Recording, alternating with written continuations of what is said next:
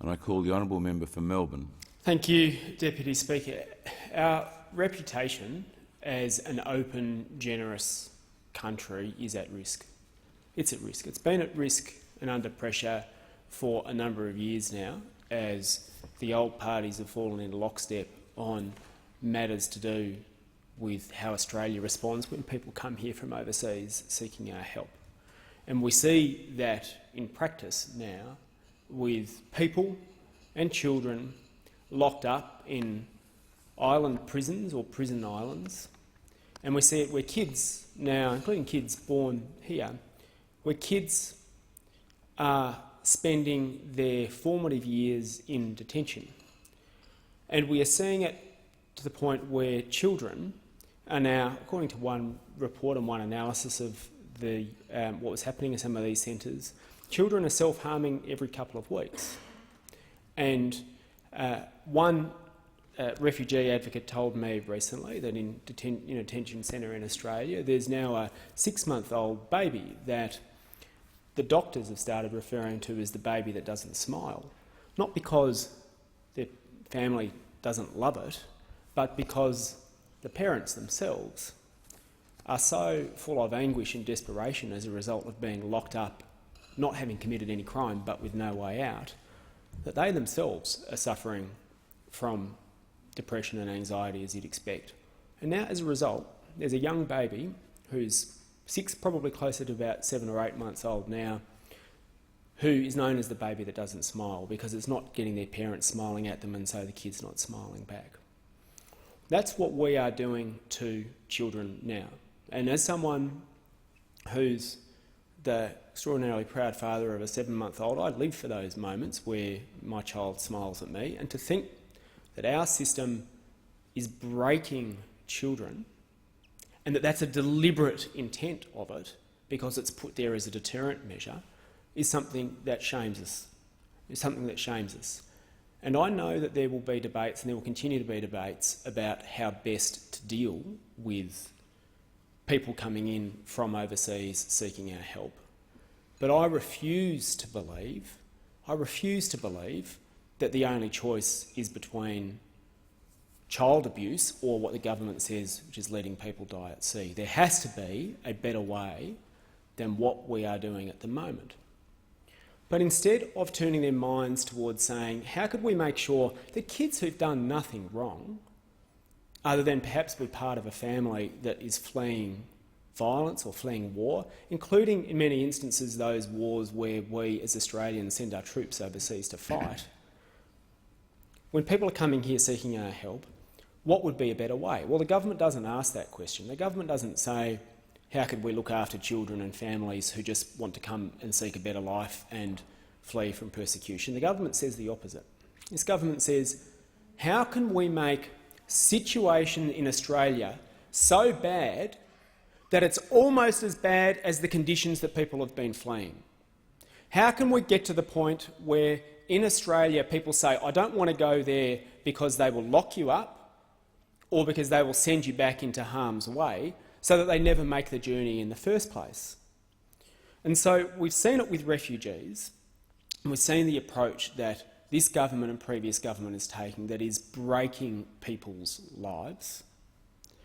And we are now seeing it with another category of protection that's offered to people who come here, and that's called complementary protection, and that's what this bill's about. Because it's been known for many, many years, and it's recognised in international law, that there are people who will come here who might not fit the strict definition of refugee, but they meet other tests and other obligations that Australia has signed up to, such as they may be arbitrarily killed, they may have the death penalty carried out on them, they may be subject to torture, they may be subject to cruel or inhumane treatment or punishment, or degrading treatment or punishment.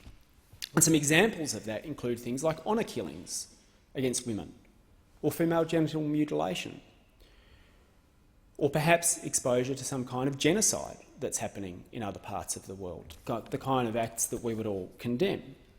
And so what our laws have said is that if someone might not be a refugee but could well be killed if we send them back, or could well be tortured or harmed physically, then we can accept them here, because that is what we've signed up to, voluntarily what we've signed up to. What's the government's approach? The government approach is to come time and time again and say we want to take that category of protection away, or at least render it meaningless. So they came here first and tried to repeal these complementary protection provisions. And then they came here and they said, oh no, well, we recognise that's not going to get through Parliament, so we've got another idea. How about we make it so that everyone who's coming here has to prove that it's more likely than not that they are going to suffer a risk of torture. So if it's 51-49, if there's a 49% chance that they might suffer risk, well, that's acceptable for us and we'll send them back. They were sent packing on that.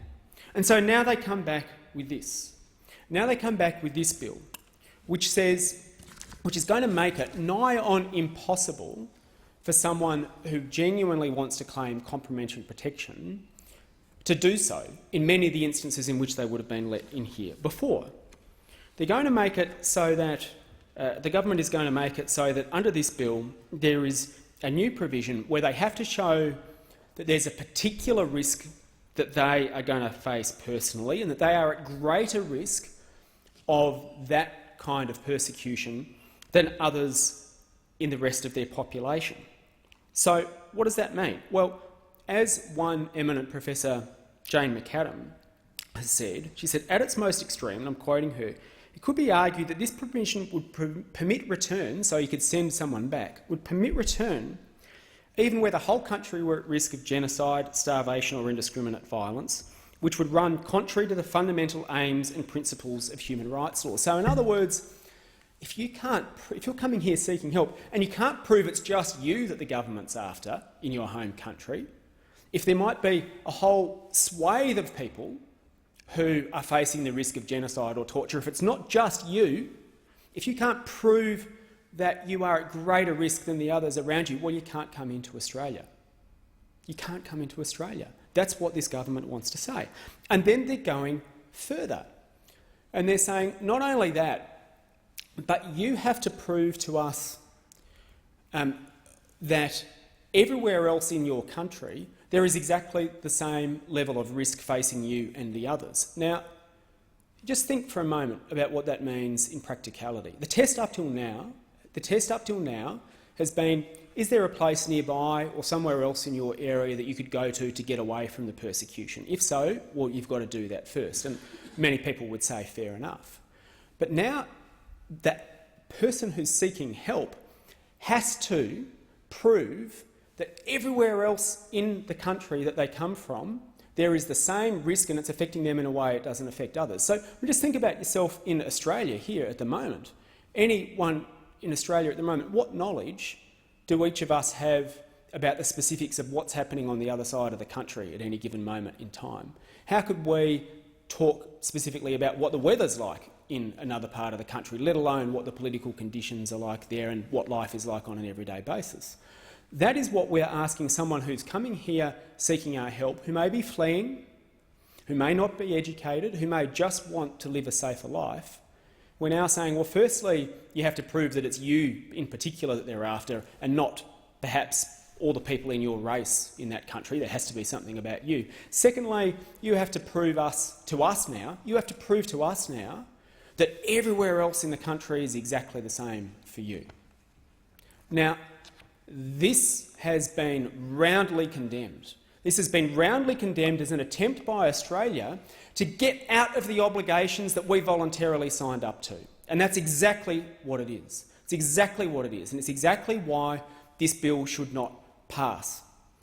This government is going out of its way to make Australia's detention centres and its detention system and its migration system as bad as the places that people are fleeing from so that they'll choose not to flee in the first place. That's what this is about. That's what this is about. It's about creating Fortress Australia and creating a mean Australia so that people won't choose to come here in the first place. And that makes us weaker, because we should be celebrating the fact that Australia is a land of hope for people, that Australia is a beacon of democracy and freedom of stability, and that is why people who don't enjoy those things are wanting to come here. And instead we're saying, no, we'll do the opposite. We'll create these little places around the country that are just as bad as the place that you're fleeing so that you won't want to come here in the first place. Well, that diminishes all of us. And there must be a better way. And it stands in stark contrast to what the government is happy to do with business and people who've got money. If you are a big international investor, you can come to Australia, buy up parts of the country. If you've got a big project that you want to have here, you can bring in heaps of people from overseas to come and work here at lower than Australian wages, and we won't even assess you or test you anymore as a result of legislation that passed this parliament a little while ago under our free trade agreements. Move across borders as much as you like if it's about making money and if it's about exploiting people, but when it's about people coming here seeking help, well, we're going to shut the door on you. We're going to shut the door on you. And this is one of the first tests that the Prime Minister Malcolm Turnbull is going to face as to whether or not there's any real difference in substance between the hairy-chested approach taken by his predecessor, Tony Abbott, on the question of compassion in refugees, or whether it's exactly the same policies but just dressed up a bit differently. And it's disappointing in that respect that one of the first cabs off the rank is to introduce a bill that is going to make it harder, for people who are at risk of torture, for women who might be facing honour killings, to come here and seek our help. And there's going to be some other tests coming in the next couple of days. There's going to be some other tests coming when the Prime Minister has to decide what he's going to do with 37, 38 babies that have been born here, what he's going to do with the kids who are going to school here in Australia who are just part of families that want to seek a better life, and whether he's going to send them back to Nauru. So the tests are coming as to whether the Prime Minister has the courage to say Australia is an open and generous place. Because there is a better way. There is a much better way than saying let's make Australia or parts of Australia as bad as the places the people were fleeing. No one who's paying attention to this issue would think there's simple solutions. Of course there's not. Of course it's complicated. There's many, many reasons that people move around the world. There's many, many things that we have to do and think about how best to deal with it. But to suggest we're just going to close the door is the wrong way of going about it. When we look around our region, we see that we are one of the rich countries in our region, and we see that there are countries on our doorstep that are bearing a much bigger proportion of the refugee movement around the world than we are. And we see people languishing in those camps in places like Indonesia and Malaysia, and for all the crocodile tears that have been cried from some members of the government about deaths at sea and wanting to stop them, well, the reason that so many people jump on a boat from those centres and come here is because they've lost hope and they think Australia is not taking people anymore. And so along comes a people smuggler and says, well, give us a bit of money and I'll stick you on a boat. And they do it. And I'd probably do it if I was stuck in a camp as a genuine refugee for 5 years, 10 years and felt there was no other way out. And what this is doing is increasing the desperation that those people are going to feel. This is going to increase the desperation that people around the world feel when they're trying to find a better place to live. And this kind of approach is not going to stop deaths at sea. It's just going to make those deaths happen somewhere else. And this kind of approach is not about giving people a better life. It's about making Australia a meaner place.